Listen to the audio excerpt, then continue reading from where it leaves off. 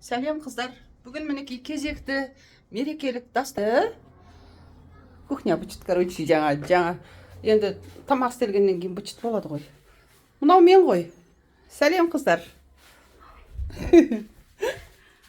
Мінекей мерекелік дастарханға бүгін бір жасқа толып жатыр бізде. Бір кішкентай қыз. Соған қазір сіздерге осы дастарханды кішкене обзор жасап жіберейін. Қыздар, бұлай болсын. Қазір мінекей барлықтарыңыз көресіздер. Одан кейін қай дасты, қай тағамды, қандай закуска немесе қандай салатты түсіріп жібер десеңіздер, осы әлгі мастер-класс деп оған бәленбай ақша алып рецептке сөйтіп жатады ғой. Мен осы сіздерге тегін ақ берем осы рецепті.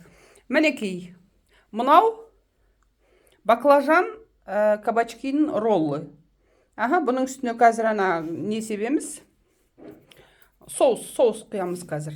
Мынау дегеніміз алатау салаты. Қарап отырыңыздар, қай рецепті сұрайсыздар, соны сіздерге келесі жолғы видеом соны түсіретін боламын. Мынау тауықпен наггетсы. Мынау тай салаты, тайский салат. Мынау құстың ұясы деген салат. Құстың ұясы. Мынау кәдүлгі самса. Мынау өздеріңіз білетін Мынау өздеріңіз білетін сол, ұмытып қалдым атын. Котлет. Мынау дегеніміз балық, менде горбуша бұл.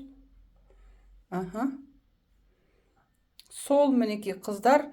Мына жерде 5 закуска, 3 салат бар. Қай закуска немесе қай салатты сіздерге видео қылып түсіріп жіберейін, соны өздеріңіз комментарийға жаза кетіңіздер. Жарайды қыздар. Келесі кездескенше сау болыңыздар.